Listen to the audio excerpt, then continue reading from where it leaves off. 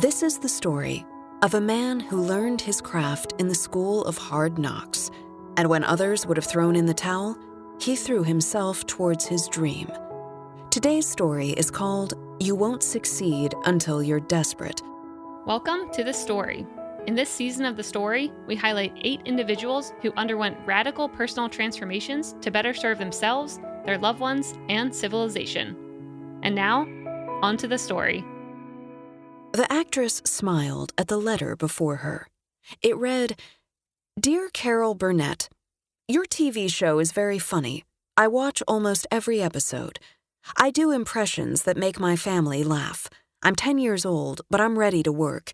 Times are tough and I need to get a job to help out my family. I think you need an impressionist for your show, so I'd like to apply. Please let me know if you will hire me for that or any other position. I help clean and take out the trash at home, so if you need stuff like that done, I can do it." Carol Burnett grinned from ear to ear and picked up a pen. She politely declined the boy's offer, but invited him to keep in touch. She wrote, "The damn labor laws won't let me hire anyone for my own show, let alone a boy who is 10 years old. Besides, the press would never let me off the hook if I hired you." She added one more line, then signed the letter, handed it to her assistant, and promptly forgot about it. Days later, the little boy who wrote the letter was walking home from school. His mind spun with ideas of how to make his family laugh. As the youngest of 4, attention was hard to come by. When his mom had a bad day, he impersonated her favorite TV characters and got a smile from her. And when his brother and sisters started to argue, his impressions would help break things up. When his father got laid off from his job as an accountant, the family went from middle class to the edge of poverty. Tension in the family was at an all-time high. Everyone was afraid to talk about the situation. The boy thought making them laugh would help. He'd seen his dad's boss yell at his dad once, and he replayed that memory 100 times in his head. The boy went to the mirror and imitated the man over and over. During dinner one night, the boy waited until his father finished his second drink. He reached under the table and rapped it with his knuckles. "I wonder who that could be," he said. His siblings giggled nervously. "I'll get it," he cried as he ran to the front door. Along the way, he picked up his costume. Once outside, he shut the door and changed into his older brother's suit and hat. He stuffed a pillow under his shirt, grabbed an old briefcase of his father's, and was in full character. With a deep breath, he opened the door and barged his way back into the house. "I'm a big agent from Hollywood, see?" said the boy, feigning a grown-up's voice. "And that boy of yours needs to be working. It's the only way he'll ever make any money." The boy launched into his agent routine, but it came across as a thinly veiled admission that his father needed help. He waited for the laughter. His siblings snickered, but then stopped when they glanced at their silent father. Humiliated at the response, the boy stormed to his bedroom. Tears streamed down his face. When he finally got up and went to his desk, a letter awaited him. Tearing it open, he read it in a few seconds, and the last line caught his attention. "Don't ever stop performing or making people laugh. Sincerely, Carol Burnett." He wiped the tears away and vowed to never stop. Things went from bad to worse, and soon everyone in the family was working odd jobs. To help pull his weight, the 11-year-old boy managed to get a job as a janitor. Years passed without any improvement to the family's financial situation. As a teenager, he dropped out of school to work more. His days felt like years, and at night he and his family escaped into TV. He watched The Tonight Show starring Johnny Carson and imagined himself appearing on it. He even practiced imaginary conversations between himself and Johnny. In the real world, he found that his coworkers faced each day with dread. Almost all of them were on the verge of giving up.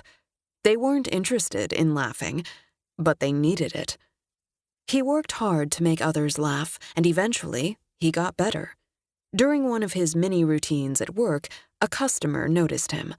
The man handed the boy a card and said, I'm Charlie from Charlie's. We have stand-up every Tuesday and Thursday. Why don't you come down?" The boy took the card, flashed his trademark grin, and said, "Charlie, I wouldn't miss it for the world."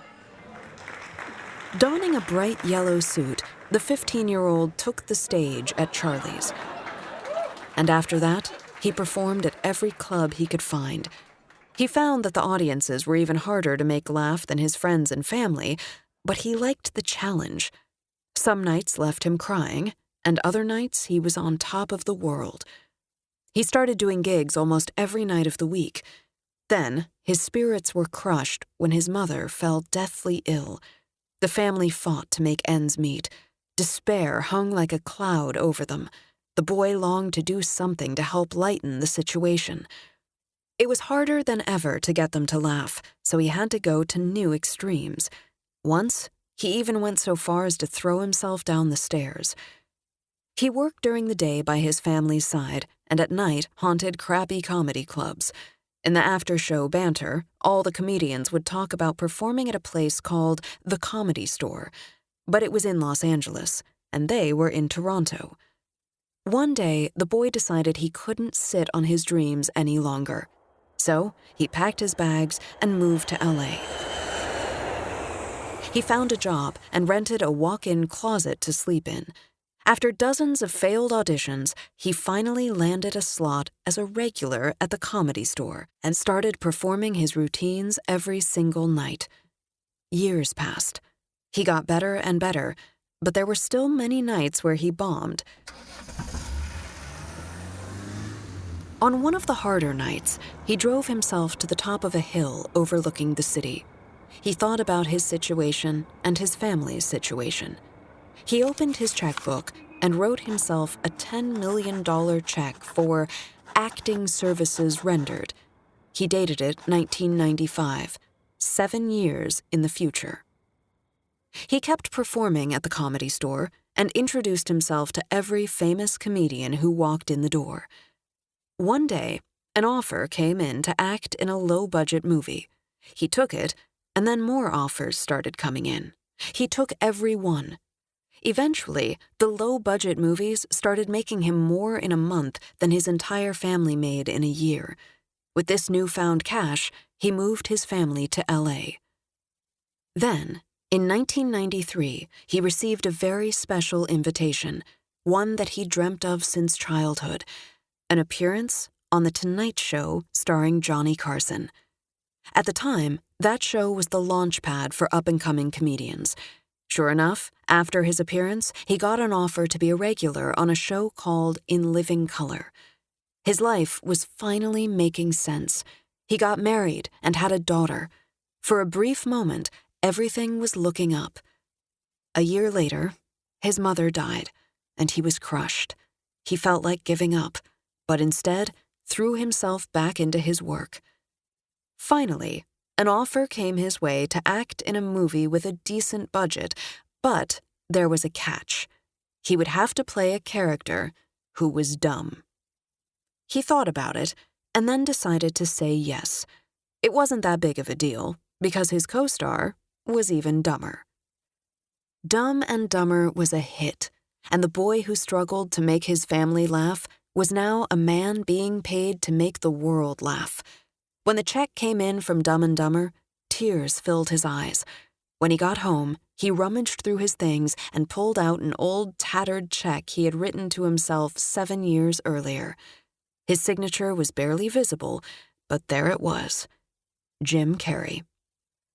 Jim Carrey started working when he was just a kid, dropped out of school, started doing stand-up at 15, shouldered the responsibilities of helping to support his family as a teen, moved to LA by himself at 17, lived in a closet, and honed his craft for years. When he finally broke through, he did so in a way that the world would never forget. The story of Jim Carrey is a powerful reminder of what happens when we stop running from our responsibilities and embrace them. We can be depressed by desperation, or we can use it as a reason to fight. Jim would say that desperation is a necessary ingredient to learning anything or creating anything. Period. If you ain't desperate at some point, you ain't interesting. So don't be afraid to put yourself in a position where you're desperate. Don't be afraid to choose games or challenges in life where the only option is success. Explore your emotions. Try playing many different characters. Try performing a story or a joke even though it might bomb. If you're frustrated with the hand you and your family were dealt, use that energy to transform the situation. Being desperate doesn't feel good, but like every emotion, it is temporary. It doesn't have to become a habit unless we let it. Sometimes you might have to play a part you don't like, or one that makes you feel dumb, or dumber. You might have to live in a closet. Your first attempts might fall short. You might embarrass yourself in front of everyone you know. You might have to set goals for yourself in writing or on checks so large they make other people laugh. But no matter what you do, don't ever stop making people laugh. That's his story. What's yours going to be?